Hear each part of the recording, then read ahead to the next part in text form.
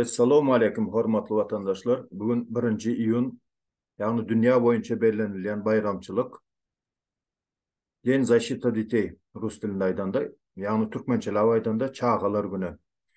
O her bir zat yani çağalıktan başlanıyor. Umuman çağalar bizim geleceğimiz diyen o şıgar var. O Türkmenistan devleti tarafından kıynansak da şu günler seyredilmeyen. Eysem Türkmenistan'da hazır çağaların yağdayı nähili. Efesli Ağlava İlat yurttaşında çağalarını yurdun içinde koyup diyorlar. Çağalar yani gözökçiliksiz yağdayda Rus dilinde aydanda besprizorny yağdayda ulalıyor. Köplenç hemmesininki diyecekler. Köplenç yağdayda. Umuman aydanda çağı terbiyesinde nähili ziyanlar var. Hazırki gece gündüzde. Solar var da gurrun etmeye maslahat bildik. İlk bilen söz navadını Bakar Gülgenlece verelim. Bakar Gülgenlece dinleyeyiz size. Haydi verin. Sağ olun Atamurat, salam hormatly watandaşlar. Men şu gün size birazajyk Birleşen Milletler Guramasynyň çağalar hukuklary baradaky konwensiýasyndan gürrüň bermek isleýärin. Bilýärsiňiz, konwensiýa ýurtlaryň arasynda belli bir ugurda bir kanuny kadalara boyun bolmak baradaky şertnama. Şeýle hem Birleşen Milletler Guramasynyň baş assambleýasynyň 1989-njy ýylyň 20-nji noýabryndaky 44/20 karary bilen kabul edilýär. Çağalaryň haýsy hukuklary bar? Çağalaryň hukuklary bilim, saglyk, goraýyş, ýaşaýyş jaý we awadançylyk, enatalar bilen ara gatnaşyk, adalatlyk, hadyýet, şeýle hem zorlukdan azat bolmak hukugyny we aýratyn zerurlygy bolan çağalaryň hukuklaryny öz içine alýar. Birleşen Milletler Guramasynyň tertipnamasynda aglan edilen ýörelgelere laýyklykda jemgyýetiň ählak dalarynyň mahsus mertebesini, deň we aýrylmaz hukuklaryny ikrar etmek, ýer ýüzündäki erkinligi, adalaty we parahatçylygy üçin etmek üçin esas bolup durýar. Birleşen Milletler Guramasynyň halklarynyň tertipnamada esasy adam hukuklaryna, adamyň mertebesine we gymmatyna ynanýandyklaryny, hasyl erkinlikde jemgyýetçilik ösüşini we has gowy ýaşaýyş şertlerini ösdürmegi maksat edilýänliklerini ýadyňyzdan çykarmaň. Birleşen Milletler Guramasynyň ähli umumy adam hukuklary jarnamasyna çağalaryň aýratyn ide we kömek almak hukugynyň bardygyny ýatladýar. Maşgala, jemgyýetiň esasy birligi we ähli agzalaryň esasanam çağalaryň ösmegi we awadançylygy üçin tebii gurşaw hökmüne jemgyýetdäki jogapkärçiligi doly öz üstüne almak üçin zerur goraw we kömek berilmelidigine ynanýar. Şahsiýetiň doly we sazlaşykly ösmek üçin çağanyň maşgala gurşawyna bagyt, seýgi we düşünmek şertlerine ulalmalygyna göz ýetirip, çağanyň jemgyýetdäki garaşsyz durmuşa doly taýýar bolmalygyny we Birleşen Milletler Guramasynyň tertipnamasyna aglan edilen ýokary derejede ruhuny terbiýelenmelidigini, esasanam parahatçylyk, mertebe, çydamlylyk, erkinlik, deňlik we raýdaşlyk ruhuny terbiýelenmelidigini. Çağany şeýle aýratyn goramyň zerurlygy 1924-nji ýyllaky Ženewa jarnamasyna we 1959-njy ýylyň 20-nji noýabrynda Baş Assambleýa tarapyndan kabul edilen Çağanyň hukuklary jarnamasyna göz öňünde tutulup, ähli umumy jarnama ikrar edilýär. Adam hukuklary, raýat we syýasy hukuklary baradaky halkara şertnamada, ykdysady, durmuş we medeni hukuklar barada halkara şertnamada, şeýle hem ýörüteleşdirilen edaralaryň we çağalaryň awadançylygy bilen baglanyşykly halkara guramalaryň düzgünnamalary we değişli resminamalary. Çağanyň hukuklary jarnamasyna aýdylşy ýaly. Çağa fizik we akyl taýdan kämillik ýaşyna ýetmedigi sebäpli çağa dogulmadan ozalla. Soňam değişli hukuk goragy ýaly aýratyn goragy we idegi zerur. Çağalary goramak we awadanlaşdyrmak üçin sosial we hukuk ýörelgeleri, esasan milli we halkara derejelerde çağalary ýerleşdirmek we ogullyk almak baradaky jarnamanyň düzgünlerini ýada salmak, Birleşen Milletler Guramasynyň kämillik ýaşyna ýetmedikleri üçin adalat kadalary, yani Pekin düzgünleri diýip adlandyrylýar. We adatdan daşary ýagdaýlarda we ýaraly çakmyşyklarda aýal gyzlary we çagalary goramak jarnamasy. Dünýäniň ähli ýurtlaryna gaty kyn şertlerde ýaşaýan çagalaryň bardygyny we şeýle çagalara aýratyn üns bermeligini bilmek, her bir adamyň däp desturunyň we medeni gymmatlyklarynyň çagany goramak we sazlaşykly ösmek üçin ähmiýetini göz öňünde tutup, her ýurtda, esasanam ösýän ýurtlarda çagalaryň ýaşaýyş şertlerini goglandyrmak üçin halkara hyzmatdaşlygyň ähmiýetini göz öňüne getirip, 3 bölüm we jemi 54 maddadan ibaret şu konwensiýanyň maksatlary üçin çaga eger çaga değişli kanunlara laýyklykda yetkinjeklik has ýer gazanylmasa 18 ýaşa ýetmedik islenmek adamdyr. Şu konwensiýanyň kysgaçyk bir näçe maddalary bilen sizi tanıştyrmak isleýärin. Madda aýdyp geçjek gel, ýöne kysgaçyk statalaryny sizin dikkatinize getirmek isleýän. Gatnaşyjy döwletler, taraplar şu konwensiýada görkezilen ähli hukuklary öz ygtyýarlyklaryna her bir çaga, jinsyna, reňkine, diline, dinine, syýasy ýa-da başga pikirlerine, milli, etnik ýa-da tapawudyna garamazdan hiç hili diskriminasiýa bolmazdan hormatlamaldyrlar. Sosial gelip çykyşy emlek ýagdaýy, çaganyň saglygy we dünýä iňişi, ene atasy ýa-da kanuny hossarlary ýa-da başga ýagdaýlar. Çagalar bilen baglanşykly ähli çärelerde döwlet ýa-da hususy durmuş guramalary, kadiýetler, dolandyryş ýa-da kanun çykarjy guramalar tarapyndan edilse-de, çaganyň iň öňüt bähwitleri ilkinji nowatda göz öňünde tutulýar. Agza döwletler çagalara ýygyk etmek ýa-da goramak üçin jogapkar edaralaryň, hyzmatlaryň, ygtyýarly edaralar tarapyndan hususan howpsuzlyk we saglyk budagyna işgärleriniň sany we laýyklygy babatynda ketkitlenen standartlara laýyk gelmegini üpçün etmeli. Şeýle hem başarnykly gözegçilik. Gatnaşyjy döwletler her bir çaganyň ýaşamak üçin aýrylmaz hukugynyň bardygyny ikrar edýärler. Çaganyň pikirini erkin beýan etmäge hukugy bar. Bu hukuk serhetlere garamazdan, dillen, ýazywdan ýa-da çapdan, sungat görnüşinde ýa-da çaganyň islen başga bir usuly bilen gözlemek, almak we bermek azatlygyny öz içine alýar. Hiç bir çaganyň şahsy durmuşyna, maşgala durmuşyna, öýüne ýa-da hat alışmagyna bolan hukugyna esassyz ýa-da bir kanun gatışmak ýa-da awraýyna bir kanun hüjüm etmek bolmaz. Maşgala gurşawyndan wagtlaýyn ýa-da hemişelik mahrum bolan ýa-da öz bähwidine şeýle şertlerde galyp bilmeýän çaga döwlet tarapyndan aýratyn gora we kömek almana haklydyr. Gatnaşyjy döwletler akyl ýa-da fiziki taýdan kemis çaganyň mertebesini üpçün edýän, özüne bolan anamyny ýokarlandyrýan we jemgyýetde işçen gatnaşmagyny ýeňilleşdirýän şertlerde dolu we awraýly durmuşda ýaşamalydygyny ikrar edýärler. Gatnaşyjy döwletler çaganyň keselleri bejermek we saglygy dikeltmek üçin iň ösen saglygy goraýyş hyzmatlaryndan we desgalaryndan peýdalanmak hukugyny ikrar edýärler.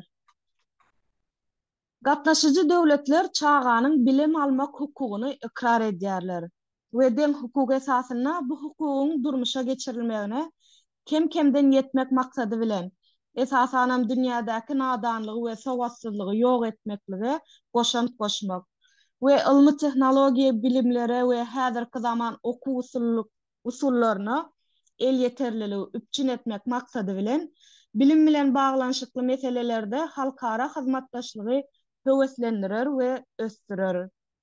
Bu meselede ösýän ýurtlaryň zerurlyklaryna aýratyn üns bermelidir.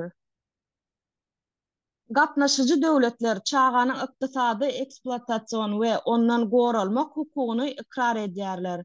Saglygyna howp salýan ýa-da bilimine päsgeljilik bolup biljek ýa-da saglygyna we bedenine akyl, ruhy, ahlak we jemgyýetçilik ösüşine ziýan ýetirip biljek islenlik işin ýerine ýetirilmegi. Gatnaşyjy döwletler bu makalanyň durmuşa geçirilmegini üpçün etmek üçin kanunçylyk, dolandyryş, durmuş we bilim çärelerini görýärler. Bu maksat bilen beýleki halkara gurallaryň değişli düzünlerine esaslanyp, gatnaşyjy döwletler iş üçin iň pes ýaşy ýa-da iň kiçi ýaşy kesiplemek, iş gününiň dowamlylygy we iş şertleri üçin zerur talaplary kesiplemek, şu maddanyň netijeli durmuşa geçirilmegini üpçün etmek, sanksiýalary göz öňüne tutýarlar. We şoňa meňzeşler, konwensiýanyň giň işleýän görülüşini Birleşen Milletler Guramasynyň web sahypasyna tapyp bilersiňiz. Söz bereniňiz üçin sag bolun. Köp sağ olun. Bahar gelgenece ören gymmatly, täsirli maglumatlary aýtdyňyz. Indi söz gezegini Dursultan Taganowa bereli. Dursultan Taganowa diňleýäs sizi. Salam aleyküm vatandaşlar. Hazır Bahar günü gelince çağ hakları ve международна nämede arenada çağlar için belli bir tertipte alınan haklara değişli makalları, kararları aýdyp berdi. Men indi şunun praktikada nähili Türkmenistanda işleýän digenisi görüň berjek.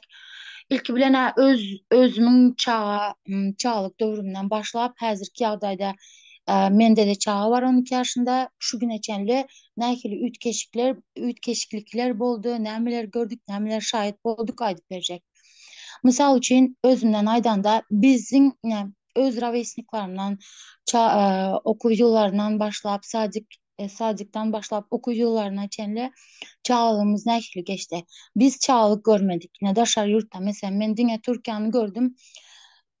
Gradan durup seyredýän de synlaýan we deňeşdirýän. Meselem, bärde çağlar okuwdan soň lüboy bir kafeýe, lüboy bir ýere gidip sosialleşmeýe, öz deňduşlary bilen o wagt geçirmeýe azıcık bolsa da mümkinçiligi bar. Teatrlara gitmeýe, konsertlara gitmeýe, ondan soň kämillik ýaşyna ýetýänçe nähili hukuklary bar bolsa şondan peýdalanmaga haklary bar. Misal üçin Türkiýada bir çağany bir enesi ýa-da atasy uramlygyny gören ýagdaýynda ýa-da bir ýere şo sosial hizmetlere şikayet bolan ýagdaýynda döwlet barıp görýär we şo çağa hakykatdan ham raditseler tarapyndan zorluk görýän bolsa şo çağany alıp döwlete berilýär we döwlet muny terbiýeleýär, uniwersitede berýär. 18 ýaşyndan soň uniwersiteti gutarandan soň alıp o çağı öýden tut iş yerine çenli üpçün edýär.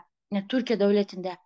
Bize seredende bizde gynansak da çağlaryň o yerlerinde esasanam kämillik ýaşyna ýetýänçe hiç ile sosialleşmeýe haklary ýok. Misal üçin ene atasy tarapyndan zorluk görýärmi? Ene atasynyň psihiki ýagdaýy nähili barıp öýlerde ýa-da okuwlarda hiç ile derine geçirilmeýär.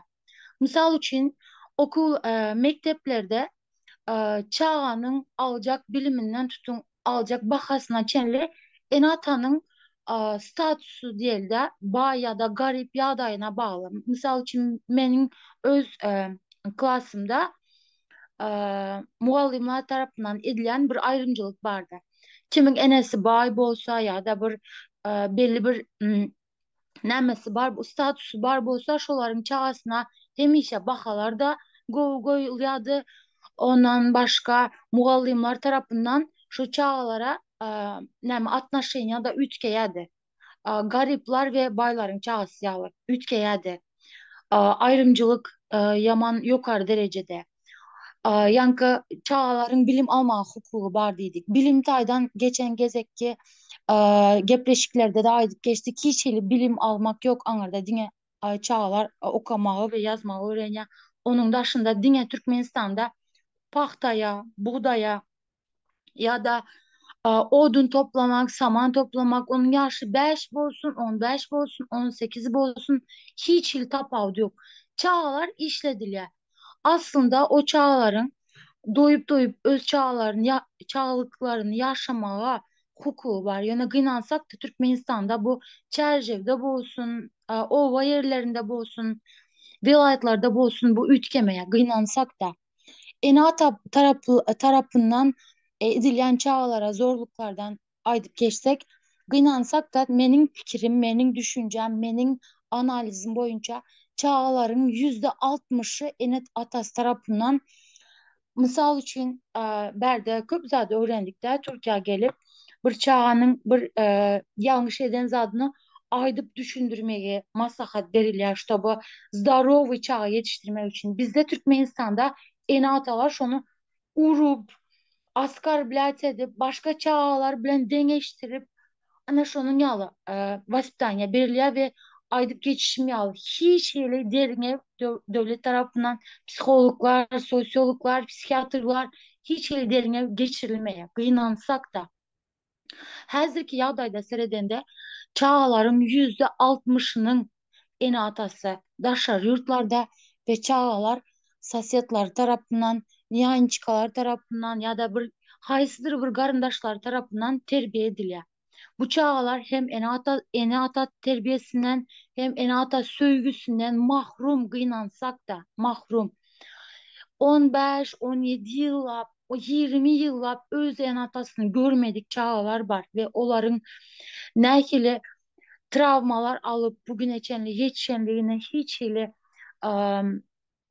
istatistika hükümet tarafından verilmeye ya da şolara enatası da şarjurta bolan için mesela sosyologlar tarafından bir поддержка bir kömek verilmeye kıynansak da men Türkmenistan'ın geleceğini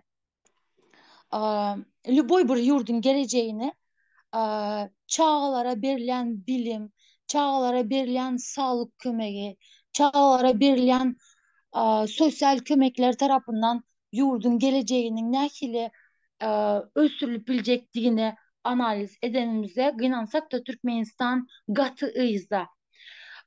Sağlık tarafından alanımızda bir neçe sonku bir iki ayın içinde misal oldu. Benim bir neçe karındaşım keselhanalarda çağı doğurdu ve bir neçesi gidip yankı çağlar için sağlıktan faydalanacak oldu.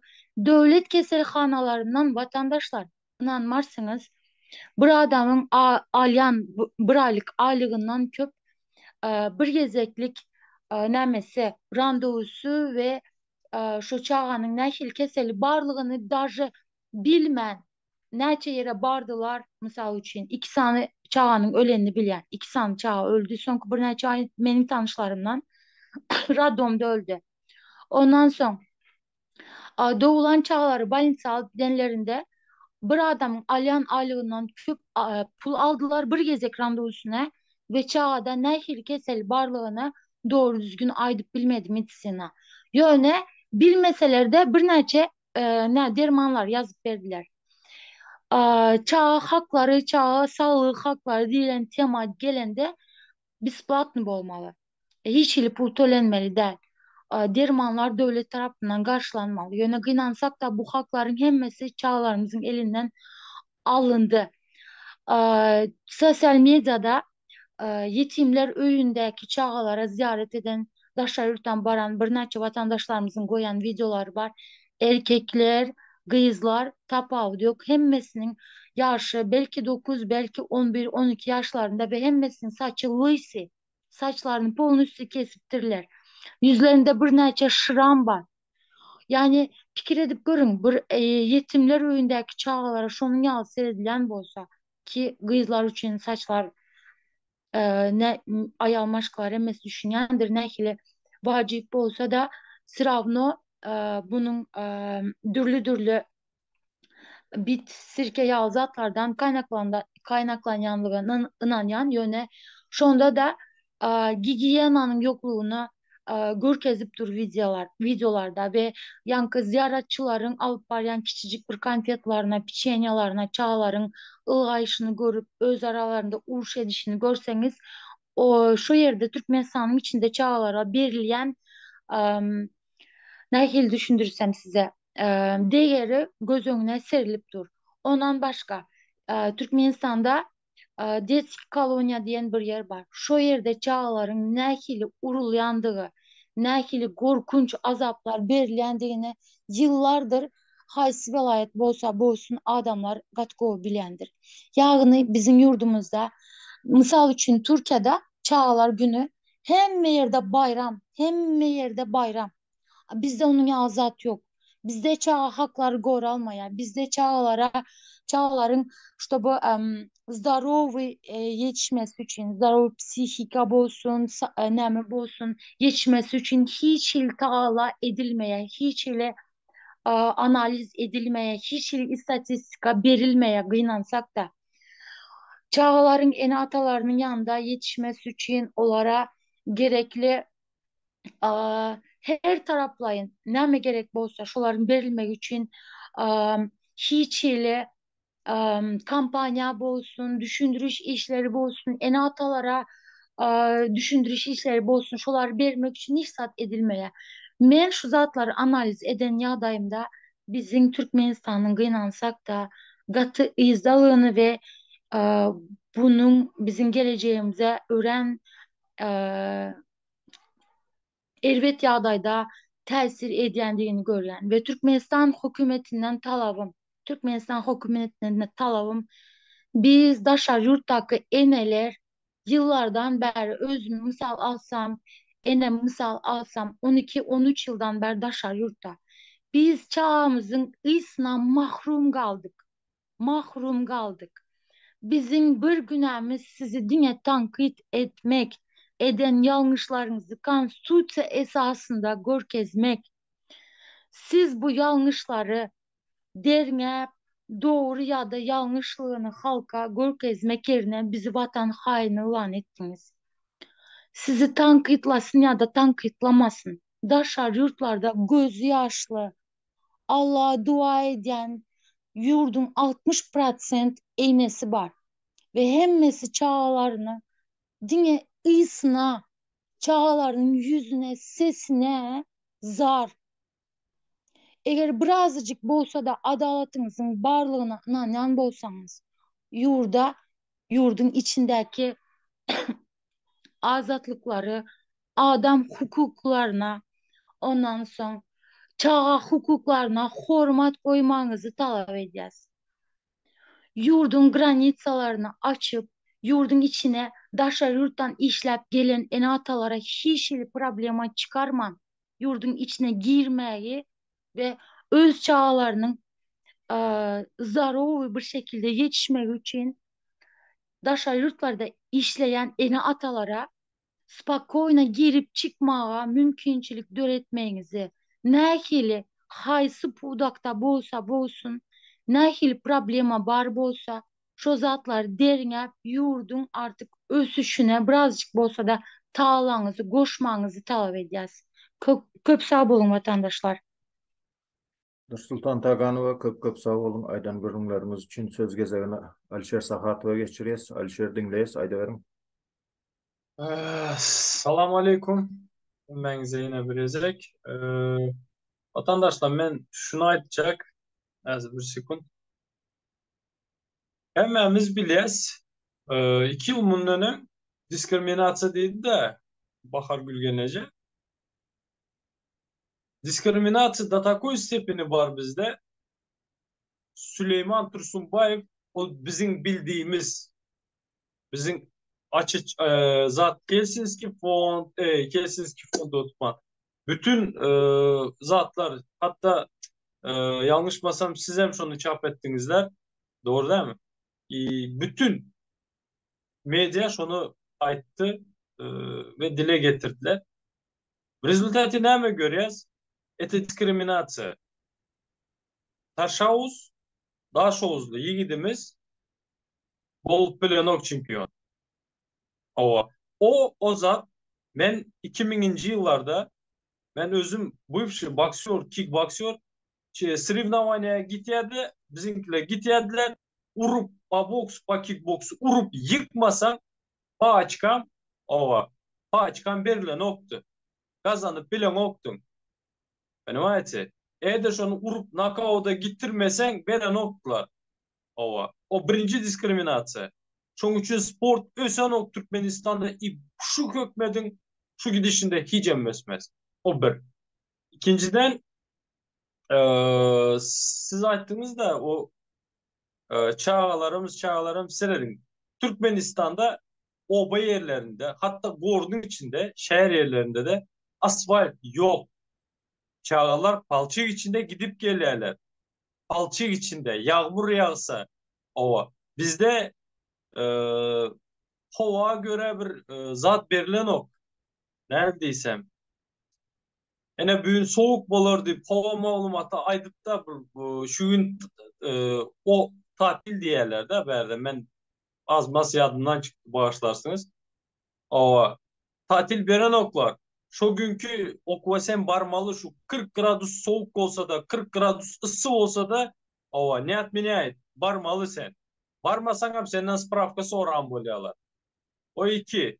Üçüncüden en ulu problema Türkmenistan halkının Türkmenistan'ın en ulu probleması ene atalar. Daşar yurtta çağalar Türkmenistan'da. Ne ölüyorsa oturan bellisi yok. Goyut gittiyen 10 yaşında Barvalyan çağın 18-20 yaşında. Недавно olan случай. Ene ata Turca'da çağa zadında bir garındaşında o çağa bağışlarsınız beni. Yani aytmalı şu zadı. Acı gerçek. Bir kız çağa en atası 6 yıldır Turca'da. O kızam 8. 9. klas. Gövreli böyle. Yankını следствие bererler.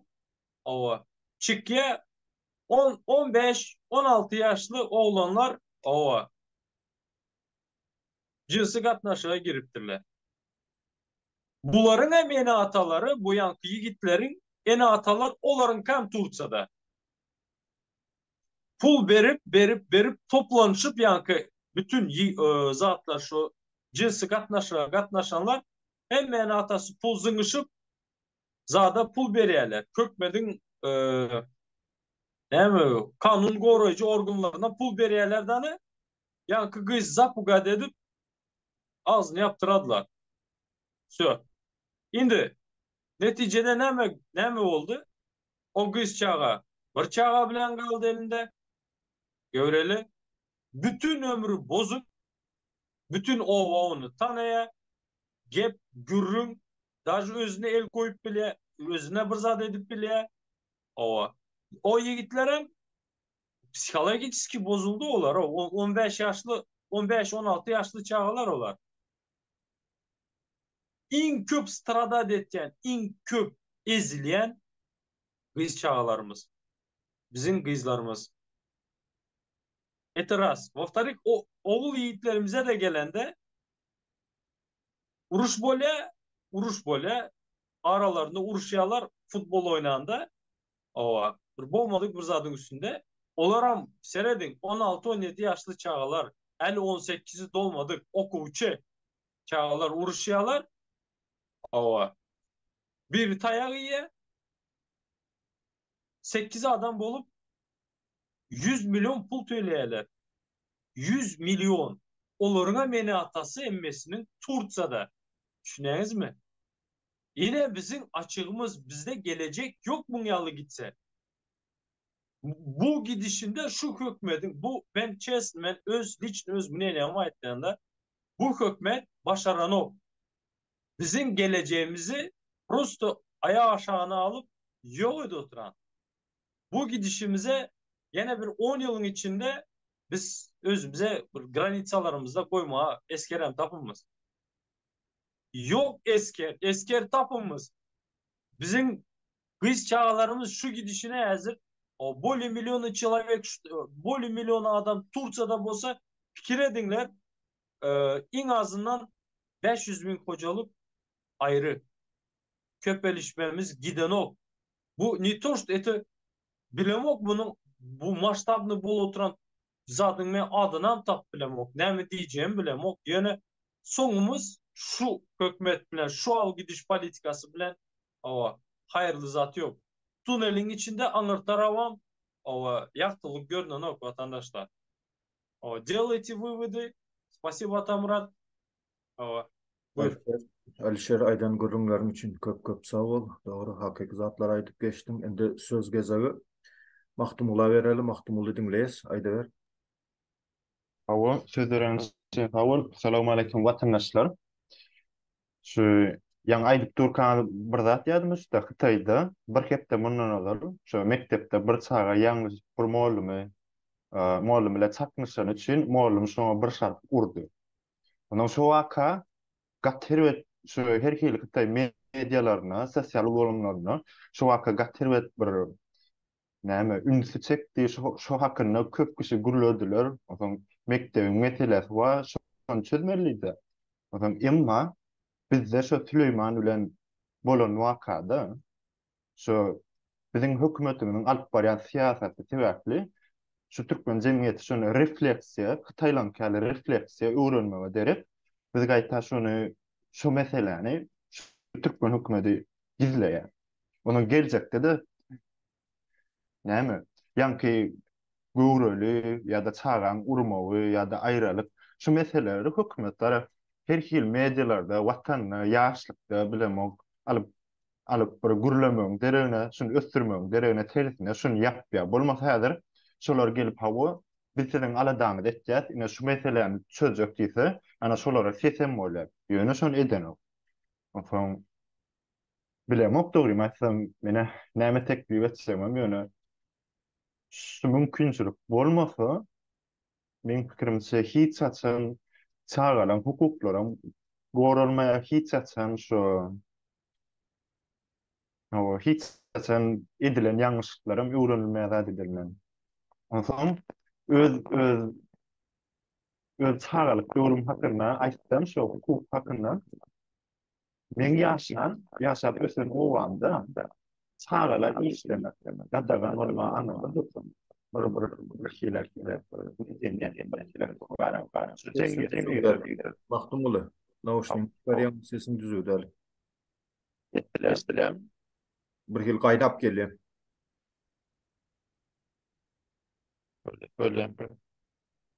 Böyle başkaları esirem tetim orayı. Öyle sen mikrofonumu düzeltýänçeň, hormatly watandaşlar, türkmeniň beýik ogly, Beýik Mahtumulu Pragyň bir goşgusy bar, men şonu dinledeýin. Bir minut. Salamu aleyküm. Aleyküm salam. Adalet ýazgyna gidip dur. Uzun. Böyle. Gorşgyny dinleň, ondan soň dowam ederiz.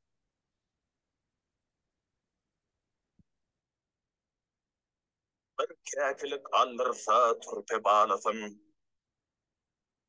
Saýray bizamayan bolarmy? Bir bilbil ýitirse gadyl lälesin. Hasratyndan sözlemeyen bolarmy? Kürresi elinden gitse eşegiň, telmürüp tört ýany gözler guşagyn. Ak maýy allyrsa ellen köşegin. Bagryn bozup bozlamayan bolarmy? Baly sesin diňler asyp gulugyn. Dökü göz ýaşymyň bulugyn, ak jirin allyrsa ellen owlugyn. Mäleý gözlemeyen bolarmy? Alsagyň elinden alsaň agaçyn, yaman derde düşür tapmada lazım. Bir güýçli düşmany dosta mekejin sojugyny izlemeyen bolarmy? Aýralyga adam ogly neylesin? Kim alır görmeýän açal hilesin? Mahtumly haýwan bilse balasyn. İnsan bagryn duzlamayan bolarmy? Eşitdiňizmi watandaşlar? Mahtumulu haýwan bilse balasyn, insan ogly bagryn duzlamayan bolarmy? Yani bu sözler nämçin men dinletdim. Häzirki wagt statistika seretsek, dünýä statistikasyny Türkmenistanda 1 ýaşyna ýetmedik. Täze doglan çağlar 1 ýaşyna ýetmedik. 1000 sany çağadan 42 sanysy ýok bolýar. Bu diýsem uly görkeziji bu. İň ösen döwletlerde bir ya iki çağı böyle 5-6 çağına Ýewropa ýurtlarynda gelim. Ýewropa ýurtlary bilen deňeşdirmen goňşy döwletimiz Özbegistan bilen deňeşdireli. Özbegistanda 1000 sany doğulan çağıdan 19 sany çağı ýok bir ýylda. Bir ýaşyna ýetmän. Emma Türkmenistanda 42 sany. İkisi denimken. Sebäp nämede? Deňeşdirip görelim. O gaz zapasy boýunça biziň keldi Özbegistan 4-nji ýerde däl. Bul bir. İlat sanını alsak 36 milyon. 36 milyon ilattan o şoňal doğulan çağada 19 çağı ýok ele Türkmenistanda 42 sany çağı ýok ele. Territoriýasyny alsak bizden kiçi. İçerki önümün bahasy, ýagny gysga çaýdan da WWP bizinki has uly. Ulunyrkda, emma näme üçindir? Näme üçindir? Özbegistana seredende bizde 2 esse çağı kän ýok ele. Dünýäli ýagdaýlary eşitdim watandaşlar, sen subut etdiýip zatyp sarajaklaram bolar elimde dogrusa hazır subutnama ýok, emma Türkmenistanda wagtym şunýaly gürüňler eşitdim. Etrap çağı dogrulan öýlerde ýagny Radomda. Wraçlar diýe öwrenen diýe. Şu sähelneme boldy, dawa kesmeli, operasiýa etmeli, kesmeli. Sebäbi diýe näme şu ölüm ýagdaýda operasiýa edip enäni çağany alyp galdy dip aýlygyna goşmaça näme wedimiste goşmaça näme edildi. O ýerde ene öljekmi, çağı öljekmi belli däl, emma doktora aýlyk bolsun. Bul bir iznen gaýnlary gelýär, mysal üçin şu düşen geliniň ejesi kakasy gelýär. Operasiýa etmedik bolsak ýitirirdiňiz. Ay doktorjan berekellah hälam o siz bar ekeniňiz. Olmasa kızım ölecek eken dip o yerden yine bir düşevin. Vatandaşlar, neticede bu operasiya diyen zat nähili bolacak? Narkozdan açılıp bilecek mi, açılıp bilmeyecek mi, doğru operasiya olacak mı? Rus dilinde aydında kesir ve sıçeyne diyorlar. Neticesinde ana şunal statistikaların biz eyesi olyas.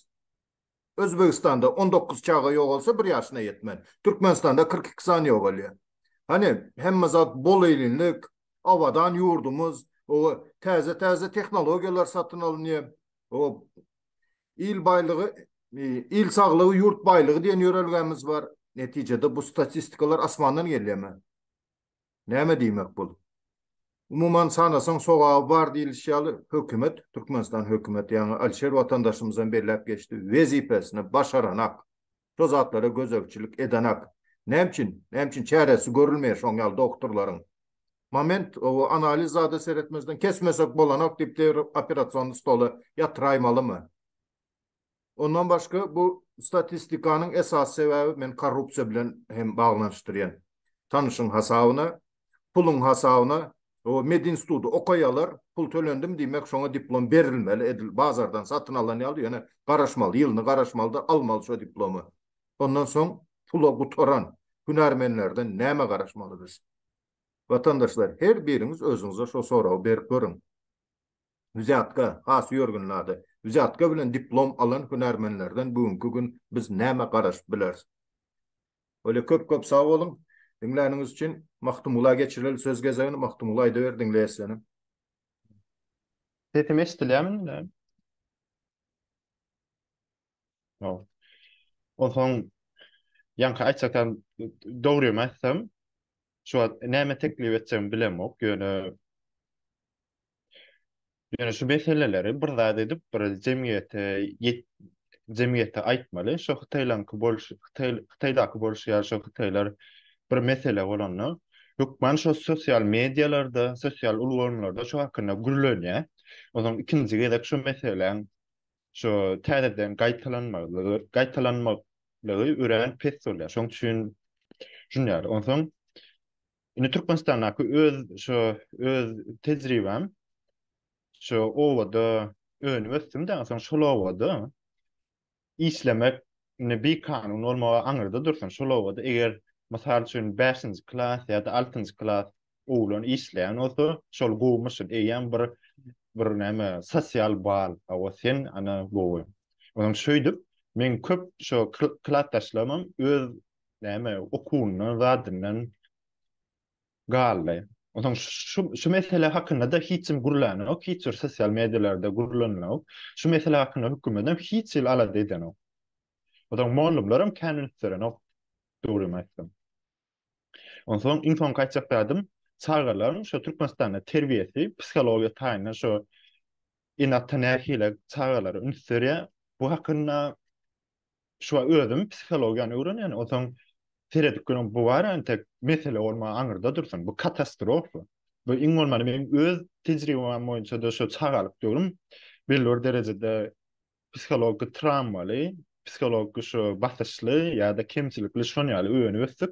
Otaň şu wagtda psikolog atnap şu git bolsa da şu meselelerni çözdürýär. Şoň üçin dinleýän watandaşlarymyzy birinji bilen şu jemgyýeti göstürmek hakynda ünsüňizi çekmek, çağırýan şu jemgyýeti goşan soşak bolan herkilek bilen o kanallarda kommentaar ýazyň ýa-da hökümetler nädip şu meseleler hakynda sosial medialarda aýtma, ruhsat almaly şonýaly meseleler hakynda pikir etsek görkezýän hawa. Açık atlam şular, dinleýän üçin köp sag bolun.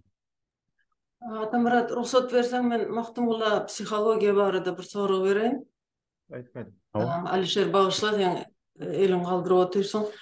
Teret, Mahtumullah, ina daşary ýurtlarda, mekteplerde hökmen psiholog bar, dogry dämi? Türkmenistanny her mektepde psiholog barmy, bolmalymy? Sen pikiriň nähili? Öyle. Mesela şu Xitayda psikolog var, şu men okuyan institutumda var, otaň rayonna da ýörüýär şu eger bir adyr özüni öldürjek ýagdaý ýeten bolsa, şu jaň edip kömek alyp bilen psikolog var. Türkmenistanda dogry mäden olar psikolog bolmak eken. Psikolog opşy şu urbamy, şu şurada işleyen adamlar barmy, şu hakynda da hiç ýerde eşitmedim. Onsoň arada şu öýdäki şu Türkmenistan'a tanışlan bile guruluşanda men şolara maslahat berýän. Sen psikologa da git kömek eder diýen olar aýtdy. Türkmenistan'da psikolog galmaýdy. Ana şonýaly ýerde. Otaň bu hakynda da hiç kim gurulanok. Katastrofa näme diýen? Ine seret mekteplerde hökmen derejede psikolog bolmaly. Men ýadymda var şu bizim döwrümizde psikologlar ýokdy, ýöne aram her 3 aýda näme garanodan psikolog gelip soraýady ýagdaýlary, muhallimlerden, çağalardan däl. Otaň şu mektepde nähili ýagdaýlaryňyz, nähili çağalar, şoňa psikolog problemalary barmy, şonu näme soraýadylar?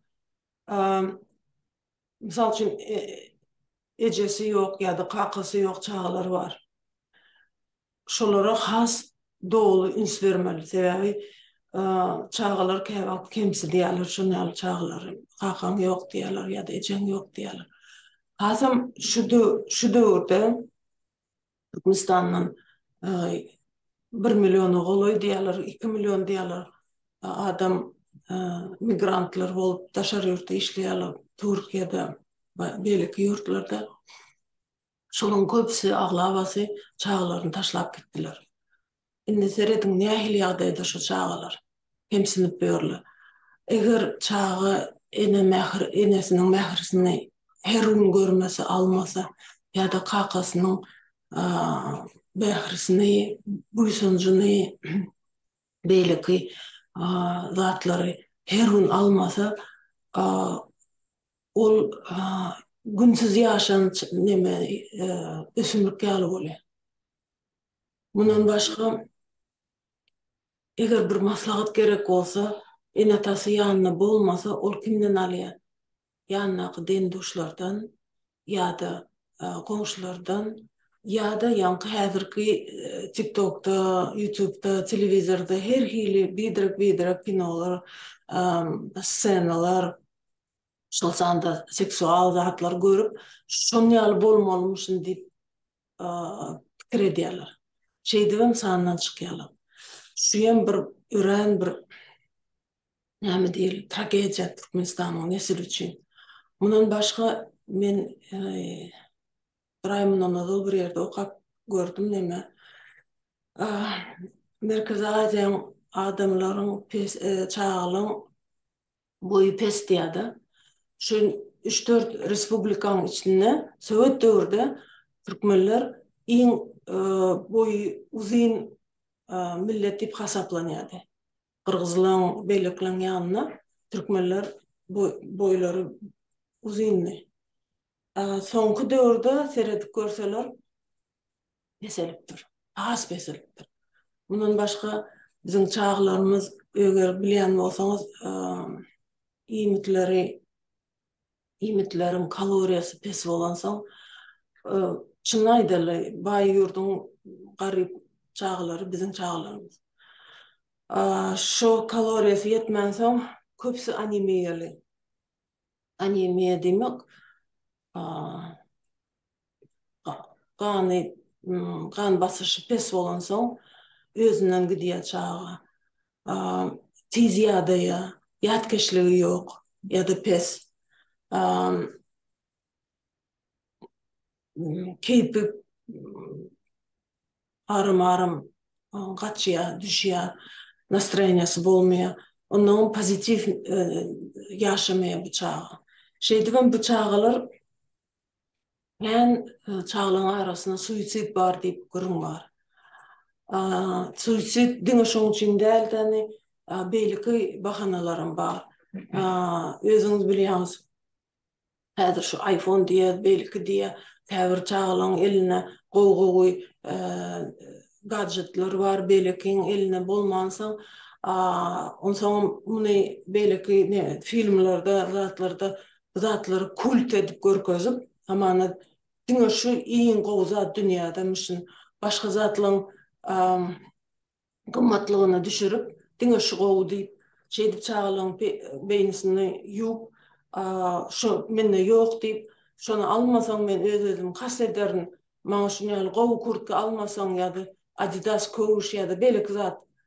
Şu jagaz üçin o çağa özüni hassetmäge taýar. Şu meselede hiç kili Türkmenistan'da iş geçirilen ok.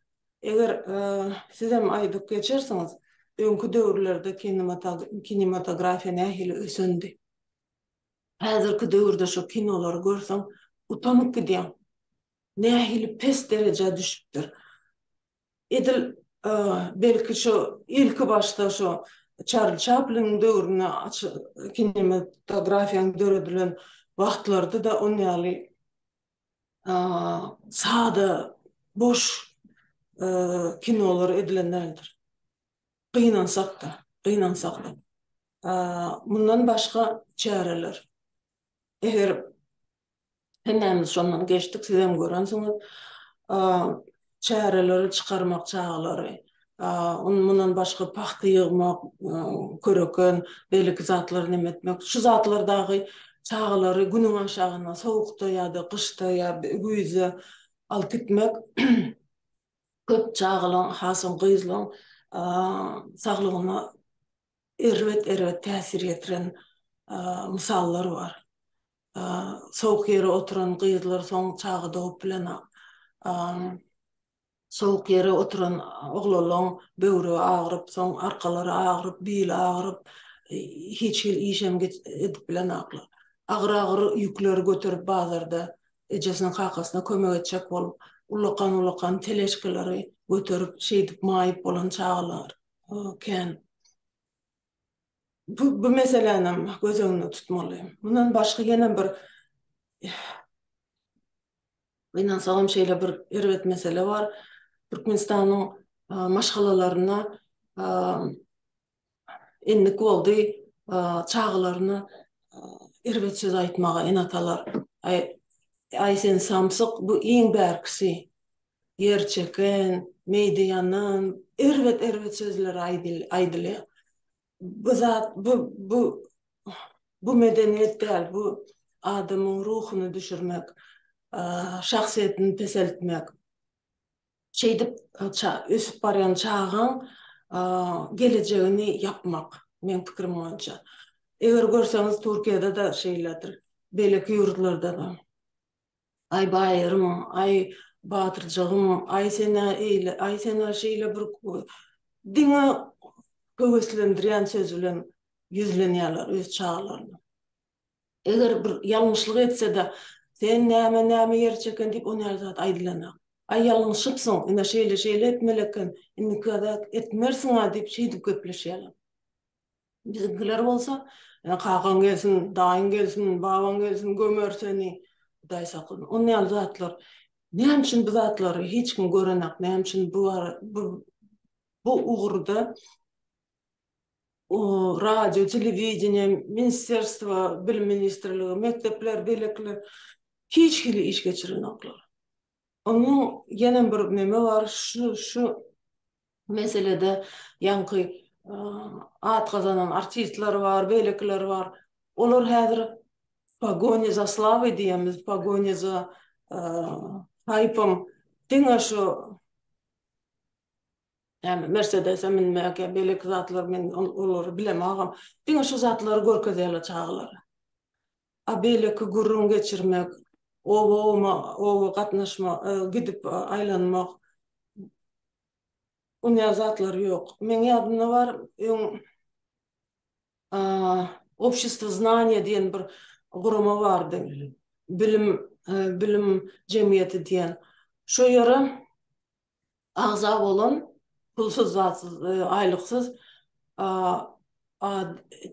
tecrübeli sosiologlar, mugallimler, prokurorlar, sud işgärleri, doktorlar agza bolýady.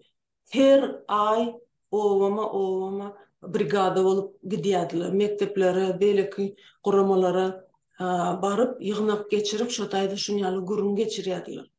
Şu zatlary düşündirýärdiler. Owalarda adamlar heziledip gatnaşýardylar şo nimelere. Beýem çäre däldi, özleri dobrovolno meýletin barýardylar. Näme gurun ederler ka, näme mysal getirerler ka. Например, mugallimler aýdýardy, ne mektepde şeýle ýagdaý boldy, şoňa göz öňüne tutuň, ýa-da sud işgäri gurun berýärdi, ine şu jagaz bir gyjagaz bardy, bir owada, ine şeýle özüne kast etdi, anyklasak, şu men boýdaşyň şeýle bir golja köneği bar eken, maňa da munýaly könek almadylar diýip, şunýaly misallar getirip düşündirýärdi. Men göremek şunu häzirki döwürde. Wagtymy bagyşlap okurdum, näme agrynsam kendi gürläp bilemek. Böyle. Başgysy. Böyle. Menem bir mant başlan goşşum. Yankı özünü öldürmek hakynda men suwdam edip bilýän. Şu Bayram Ali Trawynyň 27-nji mektebinde men şu 98-nji ýylyň çaklatyny okuyan bir oglan bardy. Odan oğlanım näme beýleklerden azyjyk näme orsaýdan emosionalny da. Odan şol emosionalny bolan üçin gatterwet şu beýleklerin tarapyndan hawa ine sen gyýyl ýa-da şonýalyk bullying bolýar. Odan şu okuwny göterendan soň bir ýylyň içinde şu özüni öldürýär. Ana eger Türkmenistanda erkin jemgyýet bar bolsa, ana mümkin bir adam halat edilerdi. Ondan ýene birde şu biz okuwny göteremizden soň şu 2 ýyldan soň men çaklatymda okuyan bir tanış dost olanmady. Ana olam şu armiýadan gelip şu özüni öldürdi. Ine bir ýyldan hawa. Ondan insan goşşak adam şu ýanky ine taň terbiýete hakynda da. Misal üçin şu wagt men psikolog edip gurlaşamda da. Ine tamyň urany men hiç ýadyma düşenok. Ýöne şolam köpçüligi onu maňa söwgüni ýa-da önemlimeligi ýa-da kemsizligini şo gatterwet ýadyňda öýdäm şu ürän bir agyr zat da. Şoň üçin men pikrimçe şu zatlar bolandan soň çözmek derine şu ýüňüne alsan, müňesse bir netijeli gowaljak müňesse bir arzanşyk adamyň. No. Hawa aýtsak tatlam şuda. Köp sağ olun beren görüňleriniz üçin. Söz gezegini Bahar Rahmanowa bereli. Bahar gelneçe aýda beriň, dinleýäs. Всем добрый вечер. Здравствуйте. Я бы тоже хотела сказать, в Туркменистане для наших детей при нынешнем правительстве нет ни настоящего, ни будущего, никаких возможностей, ни перспектив. Поэтому большинство родителей на данный момент стараются вывести из страны своих детей, чтобы у них было хоть какое-то будущее. Но и за границей мы сталкиваемся со сложностями, связанными с документами. Вот. И это правительством Туркменистана делается намеренно. Вот так вот. Я это хотела сказать. Благодарю вас.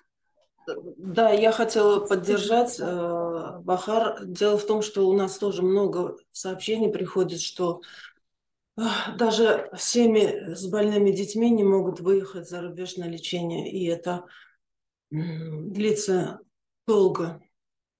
Родители пишут, обращаются до омбудсмена, доходят, но, к сожалению, права детей на свободу передвижения, детей-инвалидов или заболевших вовремя не выполняются.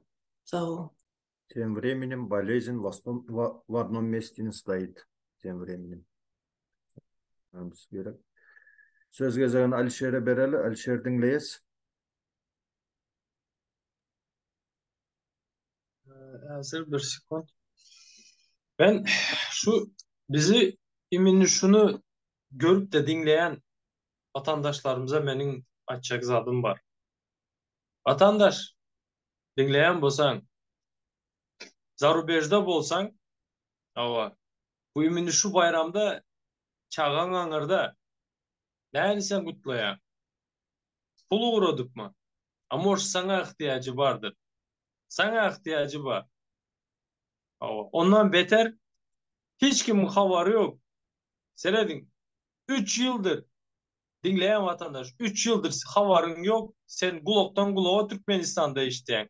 Atamıştı bizde medya olmadığı için havarın yok. Neçen bir 100 çağa Türkmenistan'ın içinde iminli şu 25. Mayda köyneği yok, en başım yok, rimenim yok, gidip bile mok deyip özüne kasteden çağlar var. Havarın bolsun. Ne mi? Eğer de sen görüşmeyecek olsan,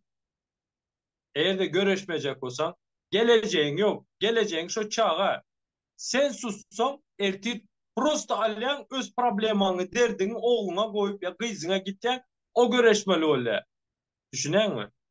Ondan beter çağımı söyleyen diyen bolsan çağımı söyleyen bana interesli benim çağım geleceği diyen bolsan görüşmeyi öğrenmelisin. Patamıştı çünkü gün çağalarımızın geleceği yok. Biz prost estafete vermek yerine estafete vermeli olacağız. Onda şu günden öğretmeli olacağız. Ben kuryerçılığı öğrendim. Kuryer mi ben Türkiye'de? Çağına motor sürmeyi öğrendi. Patamıştı mesleği. Sen gitken pensiye çıkken Türkmenistan'a baren senin çağın gele. Ya Turca'ya, Rusya'ya bir yere gitti işleme. Takca ayal kızlara Turca'ya gelecek olsa öğretip başlanlar. Şu günden kızım şunyalı zatlara, yaşlı dayzalara seyretmeli, munyalı seyretmeli deyip. Düşüneyiz mi? Çünkü gün Türkmenistan'da medicinamız öldü. Medicinamız yok. El büyün erti büyürün köpelşer. Bir yaşlarımız baranda da köpelşende de bizde doğru düzgün vraç yok. Ona da vermeli. Eğer de siz bizi dinleyen olsanız vatandaşlar boynunuzu kıvırmaya gerek yok. Ya ölü как притворяться мертвым или глухонемым это не выход. Поймите.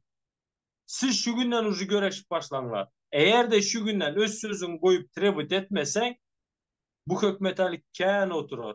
Ali kən bizim kanımız çağlarımızın kanını içerler.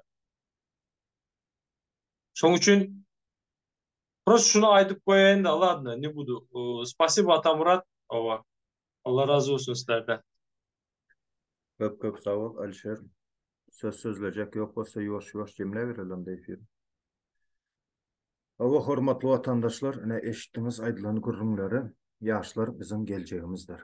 Her kim özüne soru verse, Men yaşlar üçün näme etdim? Geleceğimiz üçün, neslimiz üçün biz näme etdik? Yani men näme etdim diye. Her kim özüne sorak berse. Ne Alişer aýtdy, bizde estafeta etdiýäs diye. Hünärimizi öwretdiýäs, o biz garraýys, deremize täze nesil ýetişýär diýdi. Eýsem bizim arzumuz şol, niyetimiz, islegimiz şol. İsler misiniz özüňize 13-14 saat işläp görensiňiz daşary ýurtlarda gelip öz perzendiňizle sizin geçen agyrlygyňyzdan geçmegini isleýäňizmi? Ruslaryň bir sözü var. Молчание знак согласия diýip. Dymyp otursaňyzmy diýmek, hakykatdan siz isleýän bolmaly. Ýurdu düzeltmek, owa näme üçin? Näme üçin? Beýlek döwletlere seredende Türkmenistanyň resurslary, ýagny yer üstü, yer asty baýlyklary gatykän, emma biz baý döwletiň halky bolup, gelip daşary ýurtlarda işleýäs. Aslında halal işlese, döwlet işgärleri halal işlese, beýlek döwletler gelip bizde hyzmat etmeli. Şoňa yeterli derejede mümkinçiligimiz bar. Diýmek, günä kimde? Bizdeme ýa döwleti dolandyryp oturan hökümetdeme? Soragy özüňize berip görüň. Ondan başga da ýene aýdyp geçjek zatym şu statistika meselesinde men özüm şaýat boldum takmynan 2004-2005-nji ýyllarda bolan waka. Ýa-ni bir gepleşiň başynda belläp geçdim. Çağı ölüminiň beýle ýokary derejede bolmagynyň esasy sebäplerinden biri korrupsiýa bilen baglanyşykly diýip. Özüm şaýat boldum. Wraç nazначение berýär, bilýänsiňiz, wraç haýsy ukollar sagat näçede, näçe sagatdan haýsy ukol sanjym edilmeli. Wraç nazначение berýär, medsestralar şol ukoly urýar. Her kimim istoriýa balesine bellenilýär. Damar ete urulmaly, unutry myşyçna, ete urulmaly ukoly, ýa-ni medsestra korrupsiýa bilen de pula diplomalan damara urýar. Fikret görüň, unutry myşyçna ete urmaly, ýa-ni göte urulmaly ukol alýadan damara urýar. Ýa-ni 3 ýaşly çağı olan bir adamyň entek birinji akdygy, bu dünýäge gelip birinji akdygym diýip bir ýönekeje kesel bilen hasahana düşýär, öler ýagdaýda da. Emma wraç nazначение berýär, medsestra ýalňyş ukol urýar. Damara urýar, ýa-ni çağı göwgerip reaksiýa berip ölýär şo taýda. Ene korrupsiýanyň berýän peýdasy. Ertirki gün şo güne men düşmörüm diýip siz näme etmäň? Garantiýa bermäň, ay meniň pulum gän, men näme der? Ýok. Her kimiň şey diýip maňlaýyna ýazylyp bilýär şo gün. Eger şo zatlaryň öňüne almasak, şoňa gaýry dur diýmesek, şoň ýaly netijelere de diýmek biz taýar bolmaly, watandaşlar. Dumup oturjak bolsak. Bolýa efirimize tomoşa edenimiz üçin köp sag bolun, hormatly watandaşlar. Saglykda we toýlarda görüşeliň, öýüňize awadançylyk. Ata Murat